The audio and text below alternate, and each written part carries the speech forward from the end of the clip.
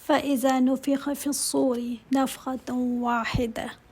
یہ پہلے سور کی بات ہو رہی ہے۔ ویسے تو سور کے بارے میں کہا جاتا ہے کہ سور 2 دفعہ پھونکا جائے گا، ایک پہلا نفخہ جس میں لوگ مر جائیں گے، اور ایک دوسرا جس میں لوگ دوبارہ اٹھیں گے، ایک موت کا اور دوسرا زندہ ہونے کا۔ بعض جگہ آتا ہے کہ نہیں، 3 نفخے ہوں گے، ایک گھبراہٹ کا، دوسرا موت کا، اور پھر تیسرا دوبارہ اٹھنے کا۔ بات ایک ہی ہے، اگر 2 نفخوں کو ہم لیں تو نفخہ پھونکا جائے گا اور تب تک وہ بند نہیں ہوگا، اسی سے گھبراہٹ شروع ہوگی، اسی سے کھلبلی مچ جائے گی، اسی سے لوگ پینک ہو جائیں گے، بھاگنے توڑنے لگیں گے، اور جب تک مر نہیں جائیں گے نا، اس وقت تک وہ نفخہ بند نہیں ہوگا۔ تو 2 لے لیں یا 3 لے لیں، بات سمجھ آ گئی نا آپ لوگوں کو؟ تو فرمایا اللہ تعالیٰ نے کہ جب پھونکا جائے گا نفخہ، نفخے کے اندر، نفخہ اٹ سیلف واحد ہے، اور پھر اس کے بعد کیا آیا؟ واحدۃ، ایک ہی بار پھونکنا۔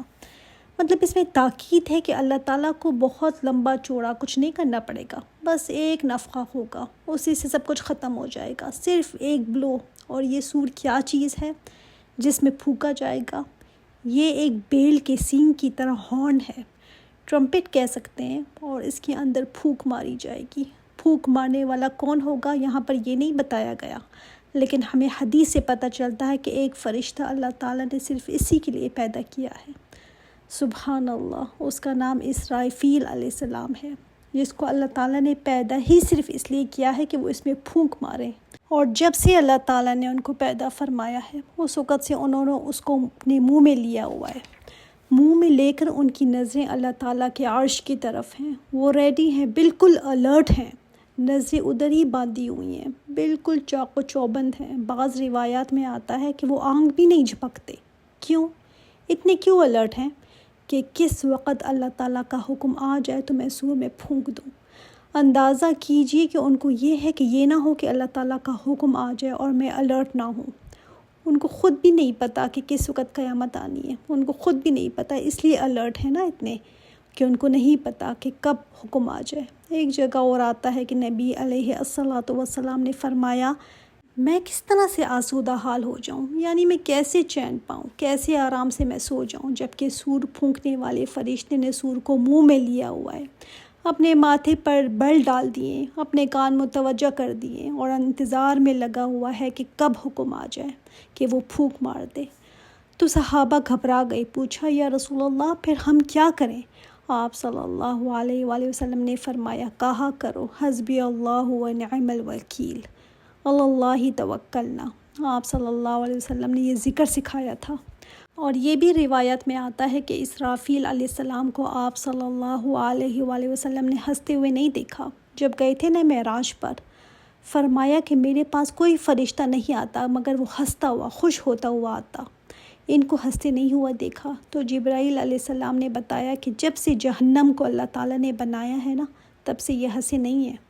اور سور کتنا بڑا ہوگا جس کے اندر سے یہ آواز نکلے گی، ایسی خوفناک آواز ہوگی یہ کہ لوگ گھبرا جائیں گے۔ چھوٹی موٹی آواز سے تو لوگ نہیں گھبراتے نا، یہ اتنی اونچی اور اتنی خوفناک آواز ہوگی جس سے لوگ ہر چیز چھوڑ کر بھاگ پڑیں گے، اپنے ہوش و آواز کھو بیٹھیں گے، کسی کو کسی کا ہوش نہیں رہے گا۔ ظاہر ہے ایسی آواز ہوگی کہ ماں بچے کو بھول جائے گی۔ اور وہ جو 2 نفخے ہوں گے نا، 2 بلو جو ہوں گے، ان کے درمیان 40 کا فاصلہ ہوگا۔ اب 40 دن ہیں، 40 مہینے ہیں یا 40 سال ہیں، اس کے بارے میں جن صحابی نے روایت کی ہے انہوں نے کہا مجھے یاد نہیں ہے۔ یہ ابو ہریرہ روایت کرتے ہیں اور کہتے ہیں کہ نہ میں نے رسول اللہ صلی اللہ علیہ وسلم سے پوچھا۔ پھر اس کے بعد جب دوسرا نفخہ پھونکا جائے گا نا تو لوگ اگنے لگیں گے، بارش سے جیسے پودے اگتے ہیں نا ویسے انسانوں کے جسم اگیں گے۔ اچھا، یہ جو اب قیامت کے نفخے کی بات ہو رہی ہے نا، اللہ تعالیٰ ہمیں یہ دن نہ دکھائے، اس لیے کہ حدیث میں آتا ہے کہ یہ وقت بدترین لوگوں پر آئے گا۔ یہ وقت تب آئے گا جب لوگوں کا ایمان بالکل اٹھ چکا ہوگا، بے حیائی اتنی عام ہو جائے گی کہ راستوں میں لوگ زنا کریں گے اور کوئی پوچھنے والا نہیں ہوگا۔ اس قدر بے حیائی ہو جائے گی، کعبے کو گرا دیا جائے گا۔ قیامت کی نشانیوں میں سے ہے نا یہ، یعنی لوگوں کا اس حد تک زوال آ چکا ہوگا کہ ایمان دین کچھ بھی باقی نہیں بچے گا۔ اللہ تعالیٰ نہ ہمیں اور نہ ہماری نسلوں کو یہ دن دکھایا، آمین۔ کیونکہ ایمان والے ایک ہوا چلے گی جس سے وہ سب ختم ہو جائیں گے اس سے پہلے کہ یہ نفخہ پھونکا جائے۔ بہت شدید یہ وقت ہوگا، ایمان والا کوئی بھی زندہ نہیں رہے گا، ایمان والوں کو چن چن کر اپنے پاس پہلے بلا لے گا اللہ تعالیٰ۔ وَحُمِلَتِ الْأَرْضُ وَالْجِبَالُ فَدُكَّتَا دَكَّةً وَاحِدَةً، اٹھا لی جائے گی زمین، زمین اٹھا لی جائے گی۔ کون اٹھائے گا زمین کو؟ واللہ عالم، یہ نہیں بتایا گیا۔ کیا کوئی فرشتہ اٹھائے گا یا اللہ تعالیٰ اپنے امر کن سے اس کو اٹھا لے گا کہ یہ آربٹ سے نکل کر کہیں اور چلی جائے گی؟ اٹھانے کا مطلب تو یہ ہے نا کہ جیسے یہ زمین جس راستے پر چل رہی ہے، جس راستے پر یہ گھومتی ہے، اس راستے پر تو نہیں ہوگی یہ۔ اور سائنس سے ہمیں پتہ چلتا ہے کہ یہ ایک فکسڈ آربٹ پر چل رہی ہے، ذرا سا بھی یہ ٹس سے مس نہیں ہوتی، اس کا ایک دائرہ ہے، اسی میں یہ گھوم رہی ہے۔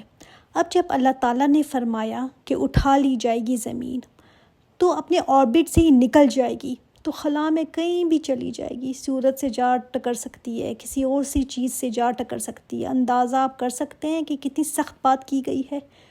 کون سی سپر پاور اس کو پھر کھینچ کر لائے گی؟ کون سی سیٹلائٹ اس کو، کون سی سرچ کرے گا اس کو کہ کہاں گئی ہے؟ کوئی کر سکے گا؟ بتائیں، کسی کی طاقت ہے؟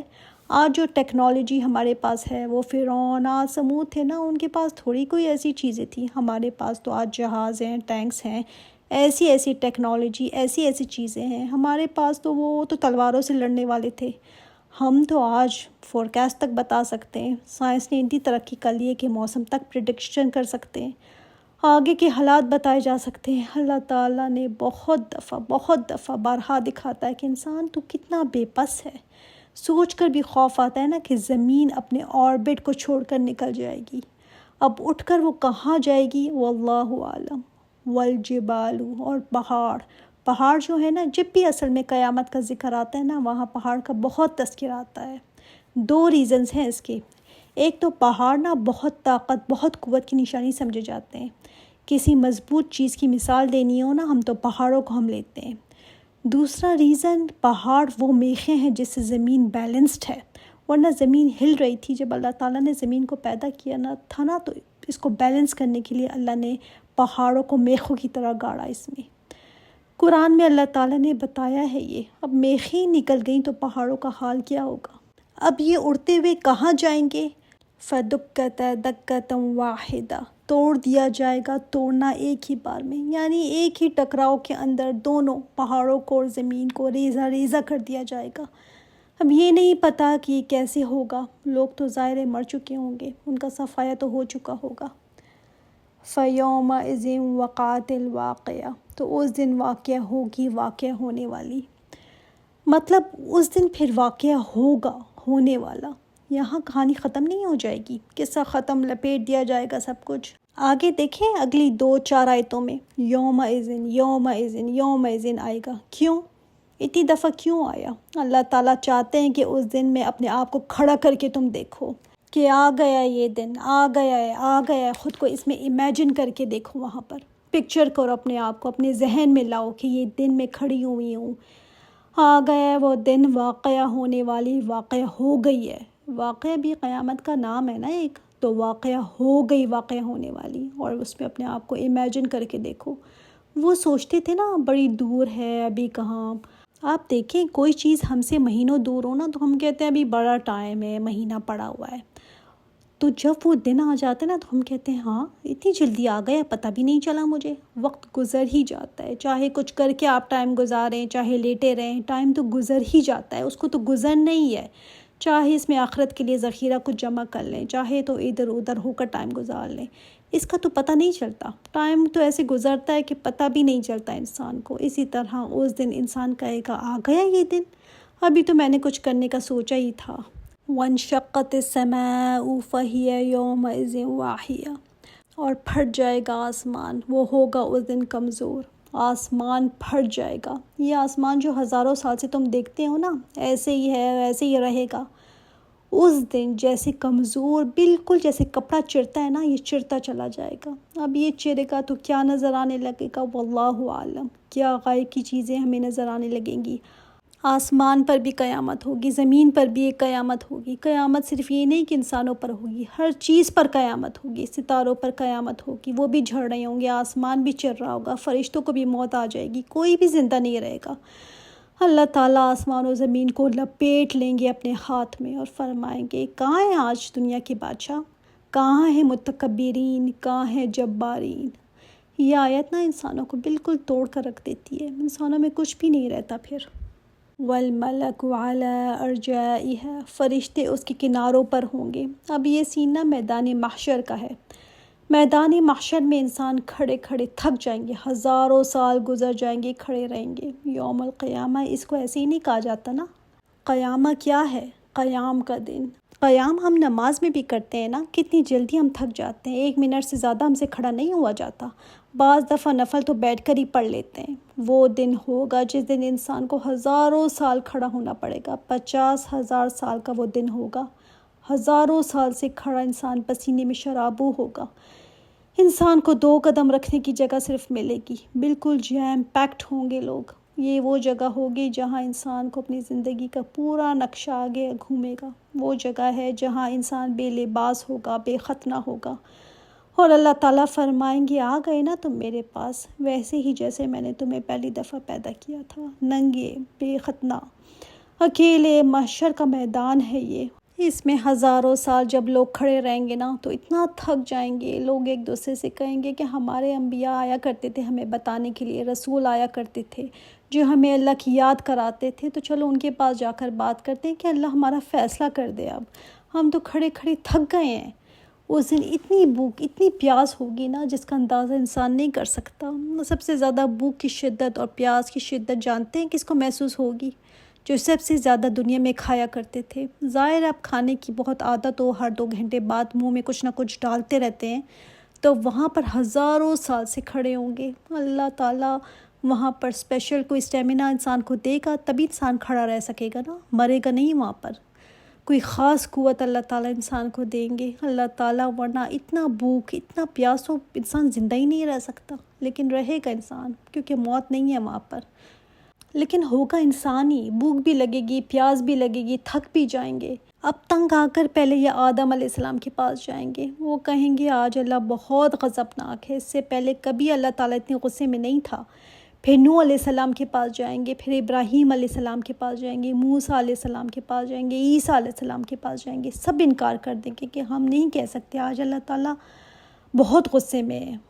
پھر وہ نبی علیہ السلام کے پاس جائیں گے، تو آپ صلی اللہ علیہ وآلہ وسلم سجدے میں جائیں گے، اور اللہ تعالیٰ جو ان کو ذکر سکھائے گا اس وقت وہ کریں گے، اور اللہ تعالیٰ کی پاکی بیان کریں گے۔ وہ ہے مقام محمود، شفاعت کبریٰ، جو آپ صلی اللہ علیہ وسلم پوری انسانیت کے لیے کریں گے کہ اللہ انسانوں کا فیصلہ اب کر دے۔ انسانوں میں سبھی کھڑے ہوں گے، فرعون بھی، ابو جہل کھڑے ہوں گے، اولیاء اللہ بھی کھڑے ہوں گے، اللہ تعالیٰ کے نیک بندے بھی کھڑے ہوں گے، بد، کافر، مومن، منافق سبھی کھڑے ہوں گے۔ آپ صلی اللہ علیہ وآلہ وسلم کے لیے ہم اذان کے بعد بھی دعا کرتے ہیں نا، وَبَعَثُهُ مَقَامًا مَحْمُودًا، کہ اللہ تعالیٰ ان کو مقام محمود عطا فرمانا۔ تو آپ صلی اللہ علیہ وآلہ وسلم اتنی دعائی کریں گے تو کہا جائے گا اپنا سر اٹھائیے، کیا مانگتے ہیں؟ آپ صلی اللہ علیہ وآلہ وسلم پھر اللہ تعالیٰ سے مانگیں گے کہ یا اللہ ان کا فیصلہ چکا دے، تب یہ ہوگا۔ والملک علی ارجائها، تب آسمان پھٹتے جائیں گے۔ ایک تو قیامت کے وقت آسمان پھٹیں گے نا، یہ نیا آسمان اور نئی زمین ہوگی جہاں پر لوگ کھڑے ہوں گے۔ زمین بھی کہا جاتا ہے کہ ایسی زمین ہوگی جو بالکل فلیٹ ہوگی، بالکل فلیٹ، اس کے اوپر نہ کوئی اونچ نیچ ہوگی، نہ بالکل کوئی ٹھیلا ہوگا، بالکل روٹی کی طرح فلیٹ ہوگی، اور اس زمین پر کوئی گناہ نہیں ہوا ہوگا، کوئی اس میں ٹیلا پہاڑ نہیں ہوگا، کوئی اس میں گڑھا نہیں ہوگا، کوئی ویلی، کوئی پانی نہیں ہوگا، صرف چٹیل میدان ہوگا۔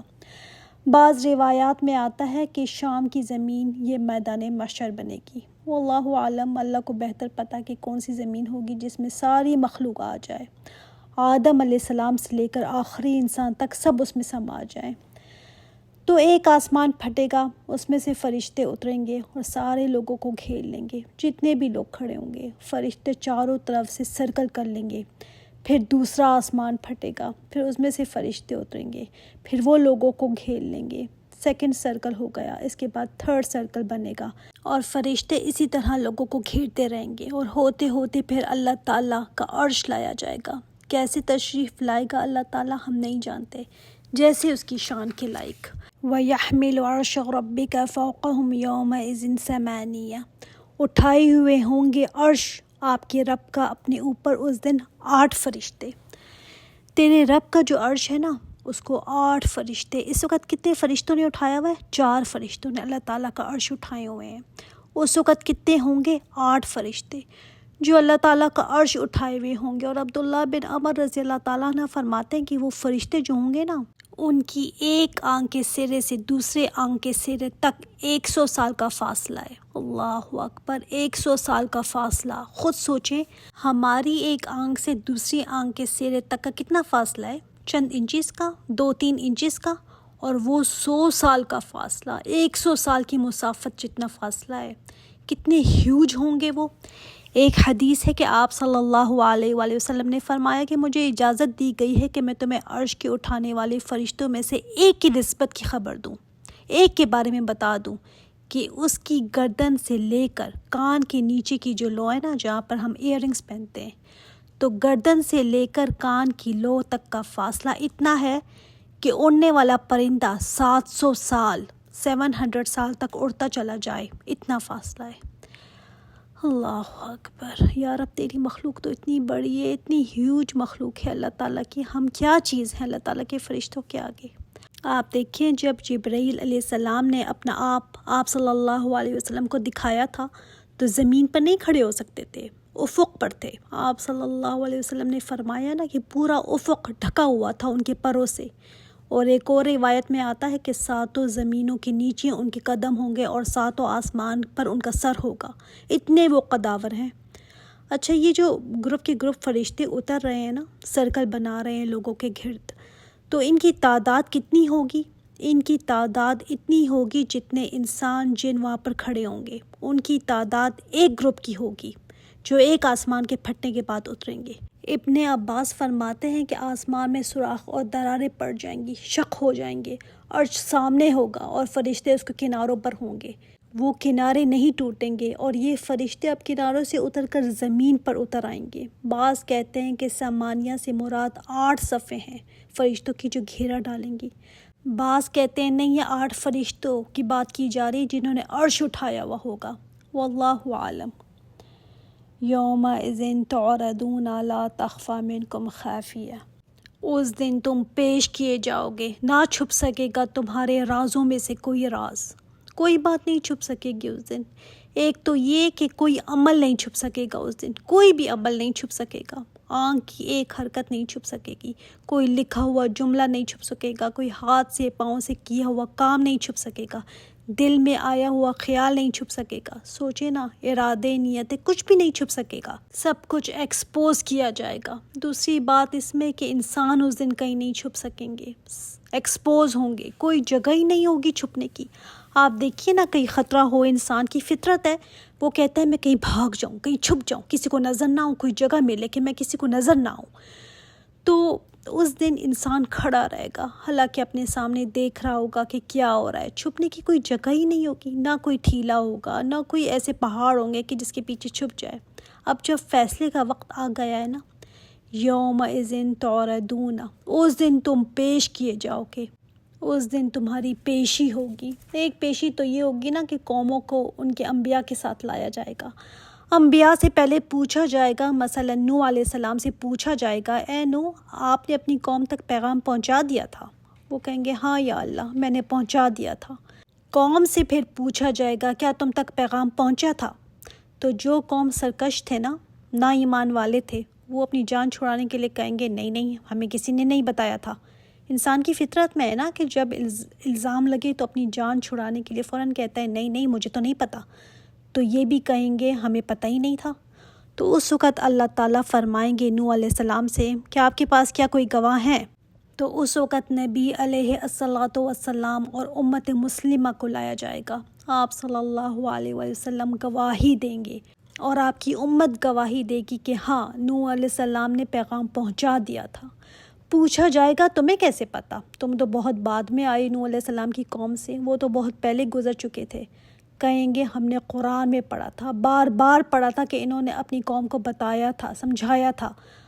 اب جنہوں نے قرآن ہی کبھی نہ پڑھا ہو، نہ سمجھ کر پڑھا ہو، تو جن کو پتہ ہی نہیں کہ اس قرآن میں لکھا کیا ہے، تو وہ کیا گواہیاں دیں گے اس دن۔ تو پہلے اس طرح قوموں کی پیشی ہوگی۔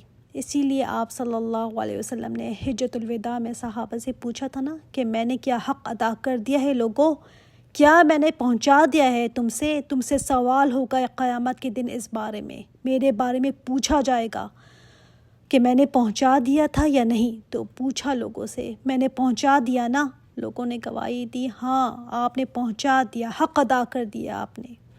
اب کوئی نہیں کہہ سکتا کہ مجھ تک تو نہیں پہنچا، مجھے تو پتہ ہی نہیں تھا۔ اسی طرح اور بھی طرح کی پیشی ہوگی، ہر انسان کو اکیلے بھی پیشی ہوگی، کیونکہ حدیث میں آتا ہے نا کہ کوئی ایسا نہیں ہوگا جس سے اللہ تعالیٰ ڈائریکٹ براہ راست کلام نہ کر لے، ڈائریکٹ اللہ تعالیٰ پوچھیں گے۔